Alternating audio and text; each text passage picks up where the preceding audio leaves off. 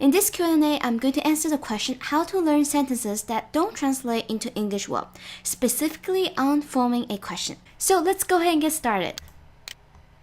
This is the sample problem.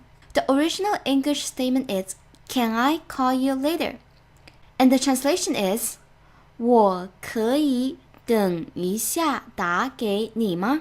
This is a perfect translation. Now the problem is the structure is kind of different from English, and that is one of the reasons why people struggle with this sentence. Now let's break this down together. The first thing I want you to do is to form a basic statement. So our goal is, can I call you later? And if we think of it in terms of a basic statement, it will be, I can call you. So we want to form the statement, I can call you. I want you to use the original words from that sentence. So don't add anything extra. You can remove words to form this statement. So I can call you. If we go by the original statement, we will have something like, 我可以打给你. Now I do want to point out that you don't want to say 我可以打你, because 我可以打你 means I can hit you. And we are not trying to promote violence here, so make sure you don't use that. On a side note, only for those interested, if you're not interested in that, go ahead and cover your ears. So now, on a side note, if you want this statement to be a stand-alone sentence without a context, then you might want to either use 我可以打你电话. I can literally means I can hit your phone. But what we're trying to say is I can call you on the phone. Or you can say it, 我可以给你打电话. Same meaning, just a different way to say the sentence. Okay, so that's your sign up. Now we are back to our original question. Step 2 is to add time phrase. Where do we add the time phrase? We add the time phrase before the verb. From step 1, we have I can call you. So call is our verb here.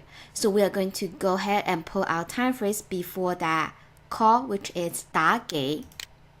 So we want to add later to this sentence. So now we have 我可以等一下打给你. In here, 打给 is the verb. So we put our time phrase 等一下 right in front of our verb. So now we have this sentence. Okay, so far so good. On to step 3. Step 3 is to add ma.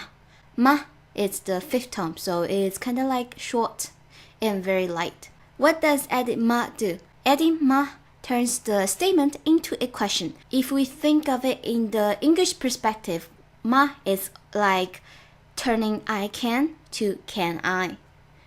So we add ma to the end of the sentence. Now we have 我可以等一下打给你吗? We add ma at the end of the sentence. That turns the statement into a question. So when you encounter this kind of translation, try not to think from the question perspective, but rather first create a statement. Then we turn the statement into a question by adding ma. Okay, so let's review the steps again. First step, create a statement. Create a basic statement out of that question. And step 2, add the time phrase. And step 3, add ma, which turns the statement into a question. Now let's do an exercise together. I want you to translate, do you have time tomorrow? Step 1, form a basic statement. So, do you have time tomorrow? A answer statement will be, you have time. The very basic one, ignoring the time phrase for now. So, you have time. 你有时间. Step 2, add time phrase. Where do we add the time phrase? We add the time phrase before the verb. And our verb here is to have, right? So we put that time phrase before have. So our statement will become, you have time tomorrow. 你明天有时间. See, we put our time phrase right before that to have. Okay, very good. Lastly, add ma.